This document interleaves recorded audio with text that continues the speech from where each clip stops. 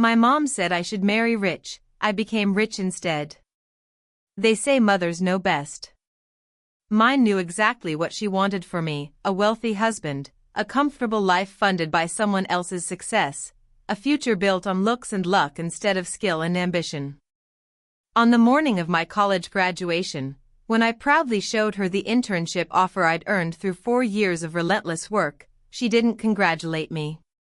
She tore the paper in half and told me to stop chasing fantasies. Find a wealthy man and secure your future, she said in front of my entire family, comparing me to cousins who'd married money instead of making it.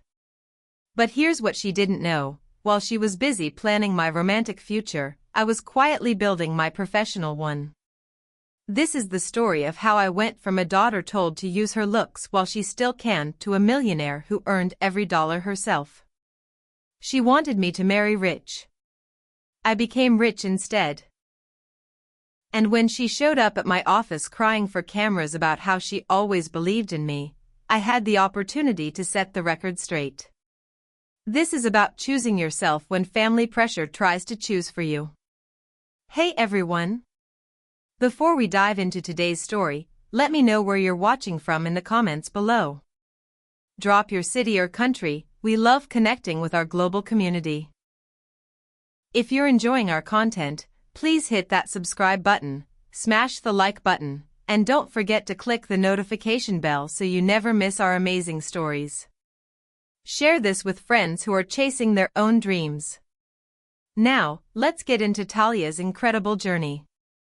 I'm standing in the living room on the morning of my college graduation, wearing my cap and gown, my hands shaking with excitement as I hold the internship offer letter I received yesterday. For years of late nights, impossible exams, endless projects, and it all led to this. A paid internship at Morrison Analytics, one of the top data firms in the city. Mom, look. I hand her the letter, my voice bright with pride. They want me to start in 2 weeks. The salary isn't huge, but it's a real position with benefits and... My mother, Marissa, barely glances at the paper before she tears it in half. Just rips it cleanly down the middle and lets the pieces fall to the floor. Stop chasing fantasies, Talia. Her voice is sharp, dismissive. Find a wealthy man and secure your future. That's how smart women build their lives. I stare at the torn paper on our carpet, my heart dropping into my stomach. Around us, my aunts, uncles, and cousins have gathered for a pre-graduation breakfast. They all go silent, watching. Mom, I earned this. I worked so hard. Your cousin Elena married a doctor. Your cousin Sophia married a tech executive. They're set for life. She gestures at me like I'm a disappointing product. You're wasting your youth on careers that'll never pay what a good marriage would. My Aunt Carmen nods in agreement. Marissa's right, Mija.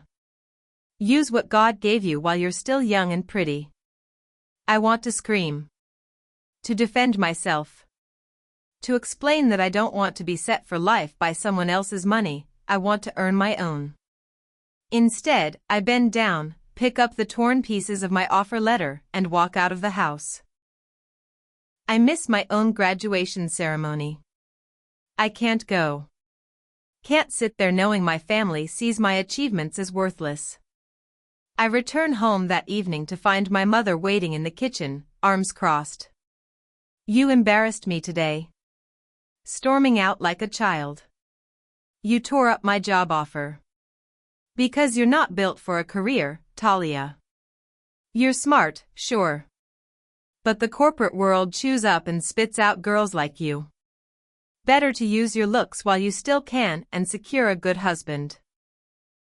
Each word is a knife. Not built for a career. Use your looks. Like I'm a commodity with an expiration date. I'm moving out, I say quietly. She laughs. With what money? You have no savings, no job, nowhere to go. You'll be back within a week. I go to my room and start packing. Just the essentials: clothes, laptop, important documents. As I'm zipping up my bag, I hear her voice from the kitchen, talking to my aunt on speakerphone. Talia's having a tantrum. Give her 3 days. She'll be back once she's broke and realizes I was right.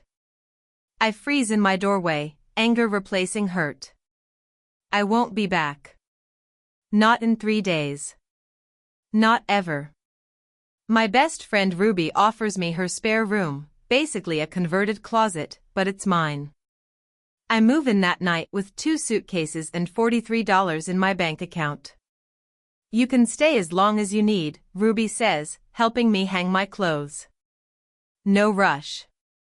I get a part-time job at a coffee shop the next day. The pay is minimum wage, but it's something. Rent, food, survival, I'll figure it out.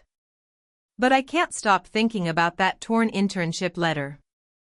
Late one night, I pull out my laptop and search for Morrison Analytics. Find the supervisor who interviewed me, David Chen. Find his email on the company website. I draft a message. Mr. Chen, I know I didn't accept the internship within the deadline. But if the position is still available, I'm ready to start immediately. I'll work harder than anyone you've ever hired. Please give me a chance. I hit send at 2 a.m. and immediately regret it. Too desperate. Too emotional. But at 6:47 a.m., my phone buzzes with a response. If you can be here at 7 a.m. tomorrow, you can start. Don't be late. David. I scream into my pillow so I don't wake Ruby. I arrive at Morrison Analytics at 6:45 a.m. in my only professional outfit, a blazer I borrowed from Ruby and pants I ironed 3 times. David meets me in the lobby. He's in his 40s, stern expression, coffee in hand. You're early. Good. He hands me a security badge. First month is unpaid. Trial period. You prove yourself, we talk salary. Unpaid. My heart sinks. But I nod. Understood. And Talia? People here will test you. They'll assume you won't last. Prove them wrong. I spend the first week doing grunt work, data entry, coffee runs, organizing files. The other interns, all paid, whisper when I walk by. They know I'm the trial employee. But I don't complain. I just work. Early mornings. Late nights. I learn everything I can. 2 weeks in, David assigns me to a project team working on client retention analytics. The lead analyst, Marcus, barely acknowledges me. You can observe, he says. Don't touch anything. I observe for 3 days. On day 4, I notice a pattern in the data they've been missing, a correlation between client complaints and service rep response times. I mention it to Marcus. He dismisses me. We've already analyzed that angle. But that afternoon, I overhear him and another coworker at the coffee station. $10 says the free intern quits by Friday. Nah, I give her until Wednesday. She's got that I don't belong here look. I pretend not to hear. But their words fuel me. I'm not quitting. I'm going to make them regret underestimating me. The project hits a wall. 3 weeks of work, and the client retention model isn't predicting accurately. David calls an emergency meeting. We present to the client Friday, he says. If this model fails, we lose $1 million account. Marcus and the team scramble. I watch from the back of the room. That night, I stay late. Really late. I pull the raw data and run my own analysis, testing the theory they dismissed. I find it. A clear pattern. Clients who received responses within 2 hours were 73% more likely to stay. After 2 hours, retention dropped dramatically. I build a new model incorporating response time as a primary factor. Tested against historical data. It's accurate. Really accurate. At 4 a.m., I email David, I found something. Can we meet before the presentation? David calls me into his office at 6 a.m. His expression is unreadable as I walk him through my findings. When I finish, he's quiet for a long moment. How did you find this? I just looked at the data differently. He leans back. Marcus has been here 3 years. You've been here 3 weeks. And you just solved what his entire team couldn't. I'm sorry if I overstepped. Don't apologize. He closes the door behind me. I'm offering you a paid position. Junior analyst. Starting Monday. Salary is $48,000 a year. My legs almost give out. Are you serious? Dead serious. You just saved $1 million account. That's worth paying for. I break down right there in his office. Cry tears of relief and exhaustion and vindication. When I finally compose myself, I check my phone. A notification from Instagram. My mother posted a photo of my cousin's engagement party with the caption, "So proud." Another daughter married well. Talia will find her path soon too, Redheart. The irony isn't lost on me. I call my mother that evening, ready to share my news. She answers on the first ring. Talia. Finally. I was starting to worry you'd starved. Mom, I got a job. A real, paid position at. A job is temporary, Talia. A rich husband is forever. She sighs dramatically. Which is why I arranged a meeting for you this Saturday. Roberto Salinas, very successful real estate developer, handsome, looking to settle down. His mother and I go way back. My blood runs cold. You did what? You'll thank me later. Wear something attractive. And please, fix your hair. I'm not going. Don't be ridiculous. This is an opportunity. I said no. I have a career now. I'm building something for myself. A career. She laughs bitterly. You think sitting in some office makes you successful? Men like Roberto don't wait forever. You're already 22. In 5 years, you'll be. I hang up. My hands shake with rage. Ruby finds me on the couch, staring at my phone.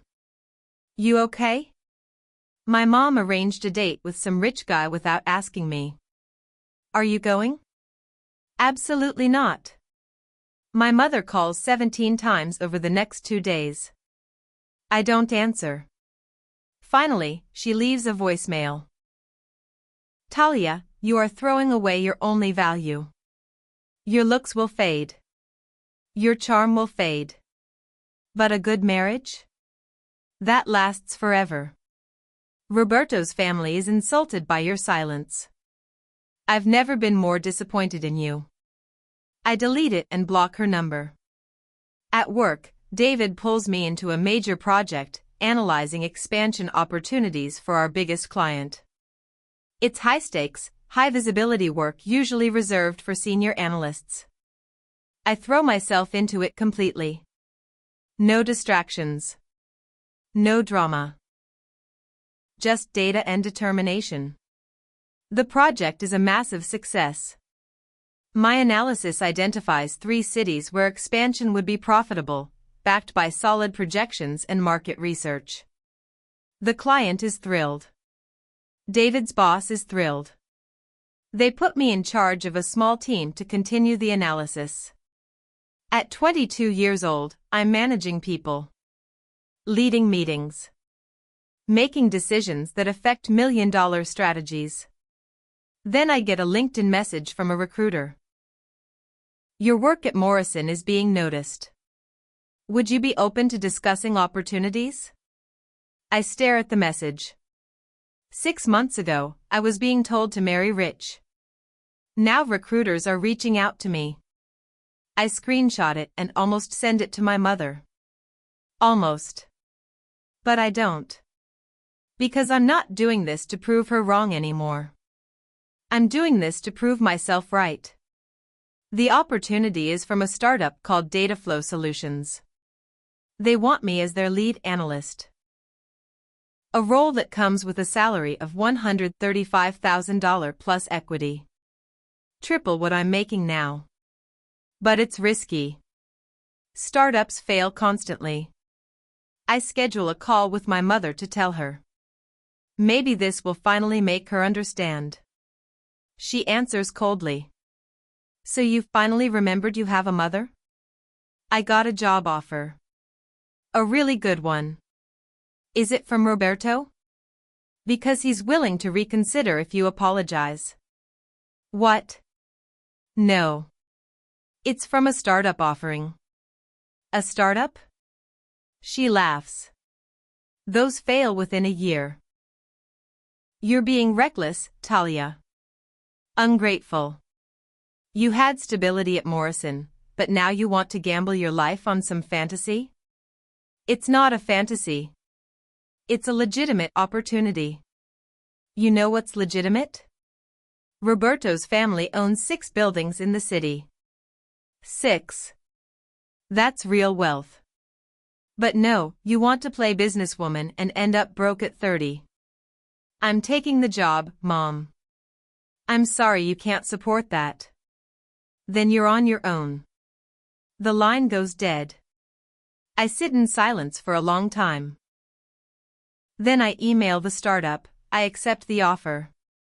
Loving the story so far?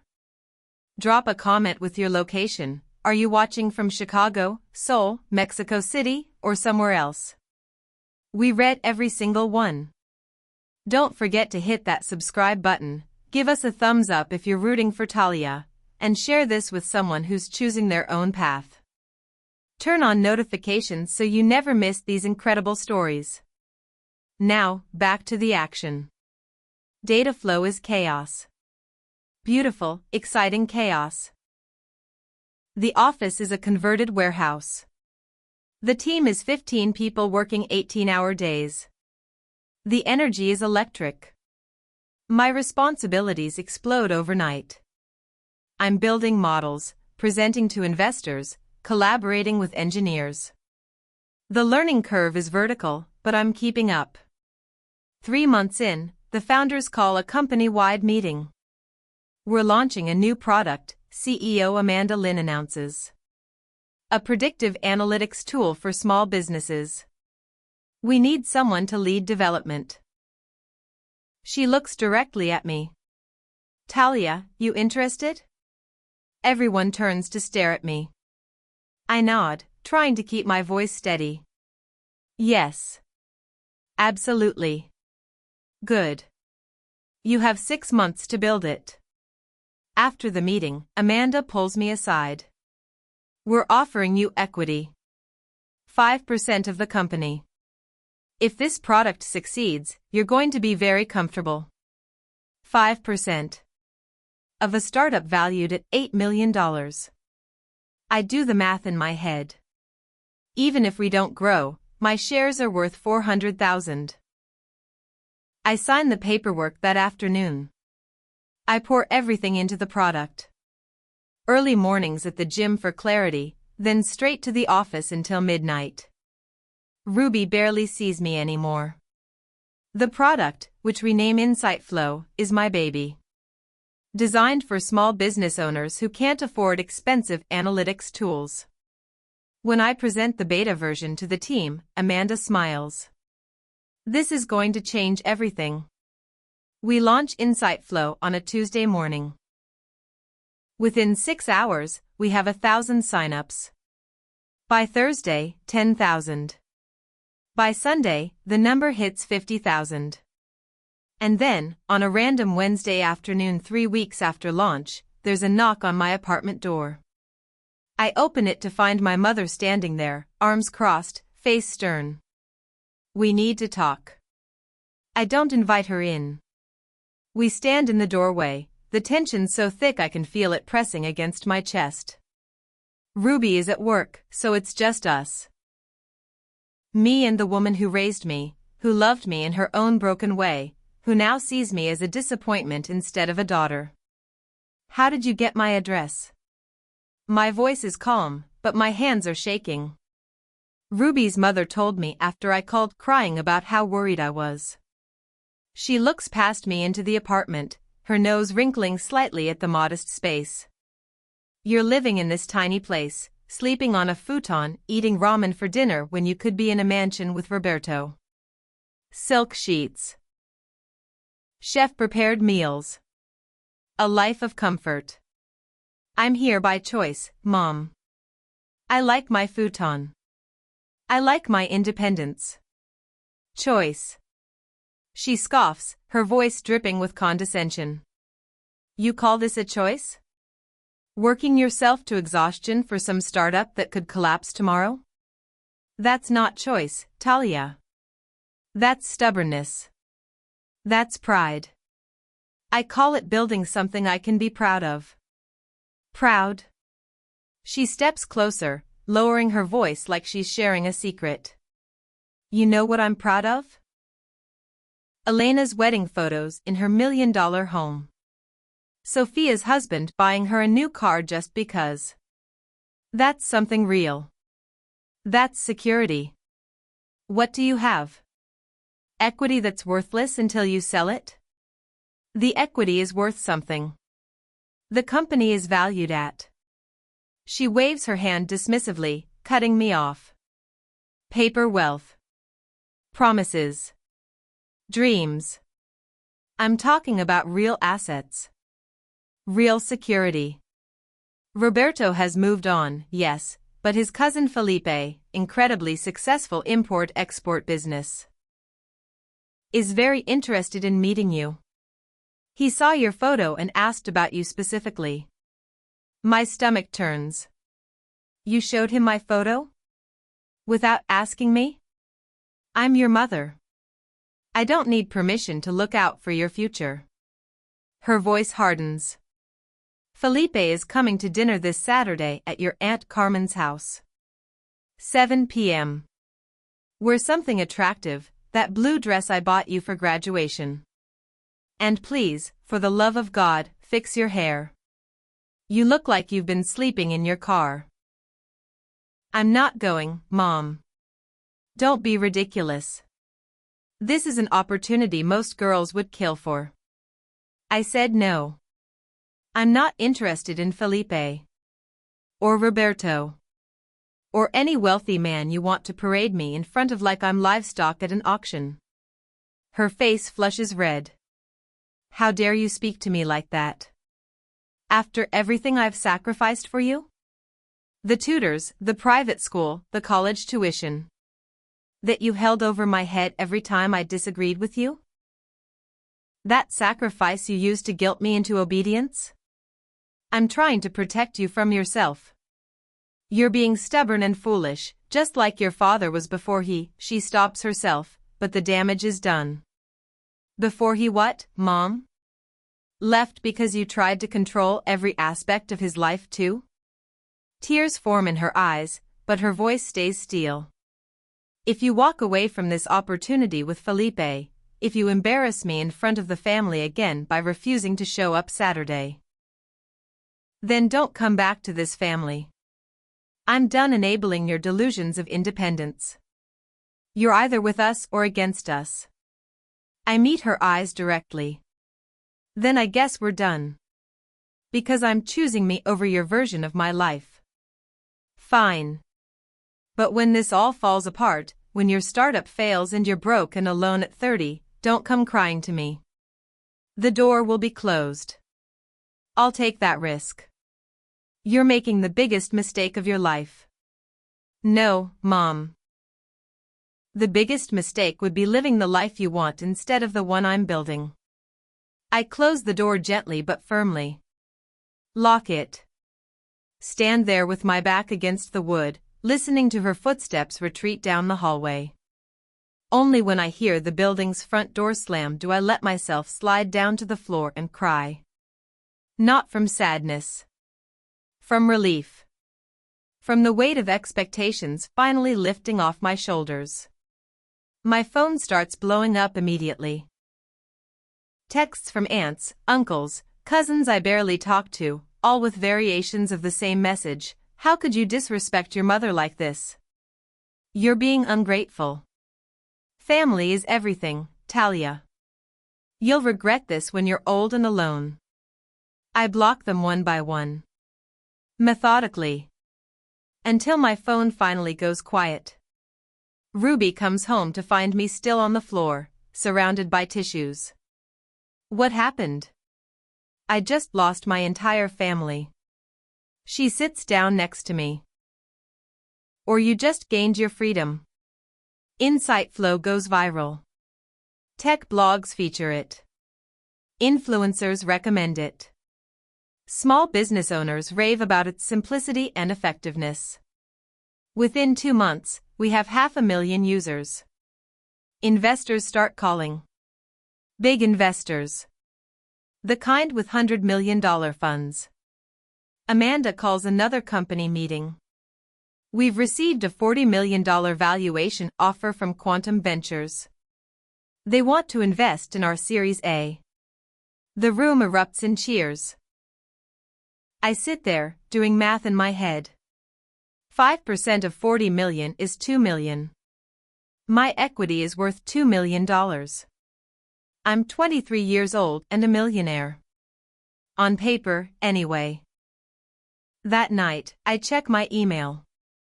There's a message from my mother with the subject line, "I'm disappointed in you." I hover over the delete button. But curiosity wins.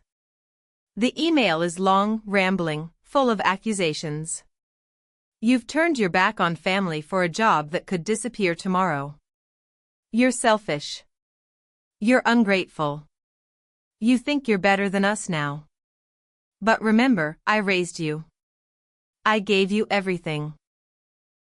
Without my strict upbringing, you wouldn't have the discipline to succeed at anything. You owe me. At the end, when you're ready to apologize and accept my guidance, I'll consider letting you back into this family. I read it twice. Then I close my laptop without responding.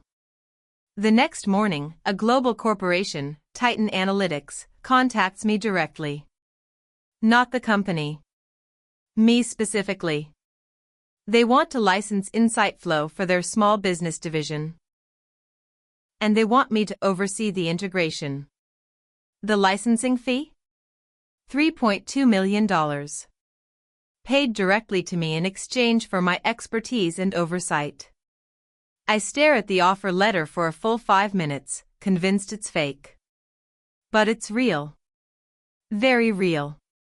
I sign the licensing deal on a Thursday. By Friday, my net worth has officially crossed $10 million. $10 million. I'm sitting in a coffee shop when the wire transfer notification appears on my phone. I have to close my eyes and breathe. A year ago, my mother tore up my internship offer and told me to marry rich. Today, I'm richer than any of the men she wanted me to marry. The news breaks fast. Tech publications run stories. 23-year-old analyst behind Insight Flow signs major licensing deal.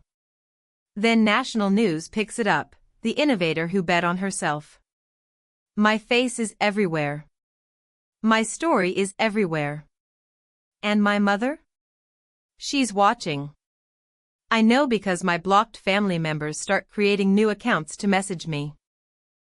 But the real moment comes on a Tuesday morning. I'm at Dataflow's office when reception calls, "Ms. Reyes, there's someone in the lobby causing a scene. She says she's your mother." I walk downstairs to find my mother in the lobby, surrounded by a small crowd. She's crying, loud, dramatic tears. A few people have their phones out, recording. Talia. My daughter. She rushes toward me when she sees me. I've been trying to reach you for weeks. I stay calm, professional. Mom, you need to leave. This is a workplace. I just want to talk. I'm so proud of you. I always knew you'd be successful. A reporter from a local news station is there, covering some other story in the building. She recognizes me from recent articles and approaches with her cameraman. Ms. Reyes, is this your mother? Can we ask you both a few questions? My mother immediately turns on the charm. Yes. I'm Marissa Reyes, Talia's mother. I've supported her dreams since she was a little girl. The reporter looks at me. Is that true? Everyone is watching. Cameras are rolling. This moment will define how our story is told. I take a breath. No, I say calmly. That's not true. My mother's face goes pale. The reporter leans in, sensing a story. On the morning of my college graduation, my mother tore up my internship offer and told me to marry a wealthy man instead of pursuing a career. She said I wasn't built for professional success. That I should use my looks to secure a husband before they faded. The reporter's eyes widen. Cameras stay focused on me. I left home that day with $43 and 2 suitcases. I worked minimum wage while interning for free. I built my career from nothing, without family support. My success came from my own work, not from pressure to marry rich, and certainly not from my mother's guidance. Marissa's tears stop. Her expression twists into rage. That's not fair. I was trying to protect you. You were trying to control me. There's a difference. I turn to the reporter. I love my mother. But I won't let her rewrite history for publicity. If you'll excuse me, I have a meeting. I walk away while my mother stands there, speechless and humiliated, surrounded by cameras. The video goes viral within hours. Millions of views across every platform. The internet explodes with support. This is what real empowerment looks like. Standing up for yourself while staying classy. Icon behavior. Imagine trying to take credit for someone else's success. My mother disappears from social media completely. Her accounts go dark. I feel lighter. Like I've been carrying her expectations for so long that I forgot what it felt like to stand without their weight. Amanda calls me into her office. That was incredibly brave. Are you okay? I'm okay. Better than okay, actually. Good. Because I have news. Titan wants to expand the licensing deal globally. They're offering another $8 million. I laugh. Not from happiness, exactly. From disbelief that this is my life now. 3 weeks after the viral video, I receive a handwritten letter at my office. No return address, but I recognize the handwriting immediately. My mother's. I almost throw it away. But something makes me open it. Talia. I've spent weeks trying to write this letter. Nothing I say will undo the damage I've caused or erase the years of controlling your life instead of supporting it. I was wrong. About everything. About what you needed, about what success looks like, about what you're capable of. I pushed you toward marriage because I was scared. Scared you'd struggle like I did. Scared you'd make mistakes I couldn't protect you from. But fear isn't love, and control isn't protection. You were right to leave. Right to build your own life. Right to choose yourself when I couldn't choose you properly. I'm not asking for forgiveness or reconciliation on my terms. If you're willing, I'd like to start rebuilding our relationship slowly, with boundaries you set. But only if you want to. You owe me nothing. I'm proud of you. I should have said that every day instead of tearing you down. Love, Mom. I read it 3 times. My hands shake. It's the first real apology she's ever given me. I sit with the letter for a week before responding. Finally, I write back. Mom, thank you for your honesty. It means more than you know. I'm open to rebuilding our relationship, but you're right, it needs to be slow and with clear boundaries. I need you to respect my choices, my career, and my independence. I need you to stop trying to control my future. If you can do that, we can start over. Slowly. Love, Talia.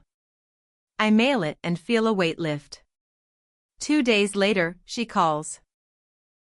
I let it go to voicemail. She leaves a message. Hi, Talia. I got your letter. I understand. I'll respect your boundaries. Thank you for giving me a chance. I love you. Her voice is different. Humbler. Genuine. Maybe people can change. Maybe not completely. But maybe enough. The Dataflow founders call me into a meeting with the entire leadership team. Talia, you've been instrumental in our growth, Amanda begins. InsightFlow is now responsible for 60% of our revenue. Your vision changed this company. Thank you, but it was a team. Which is why, she interrupts with a smile, we'd like to offer you a seat on our board of directors. I freeze. The board? Full voting member. Quarterly meetings. Strategic oversight. You've earned it. A board seat. At 23. The kind of position my mother once said only rich people get. I sign the paperwork the next day.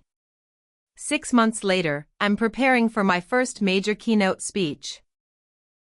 At the Global Innovation Conference in New York City. 5,000 attendees.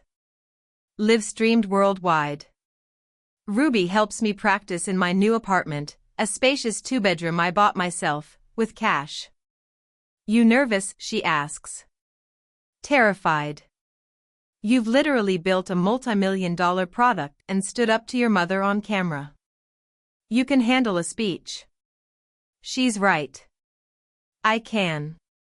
The conference is overwhelming, cameras, lights, thousands of people. But when I step onto that stage, something clicks. I tell my story. The torn internship letter. The choice to leave. The grinding work. The success. The confrontation. My mother told me to marry rich, I say into the microphone. But I realized something, I didn't need to marry rich. I needed to become rich. On my own terms. Through my own work. That's real security. That's real freedom. The crowd erupts in applause. A standing ovation that lasts 2 full minutes. After the conference, I'm invited to 3 more speaking engagements, 2 podcast interviews, and a documentary about young entrepreneurs. Dataflow announces our Series B funding, $120 million valuation. My equity is now worth $6 million. My mother and I meet for coffee once a month. It's still awkward sometimes. But she's trying. Really trying. She asks about my work, listens without judgment, even apologizes when she slips into old patterns. One afternoon, she tells me, I was so afraid you'd fail that I couldn't see you were already succeeding. I know, Mom. I know. I'm proud of you. I should have said it sooner. You're saying it now. That counts.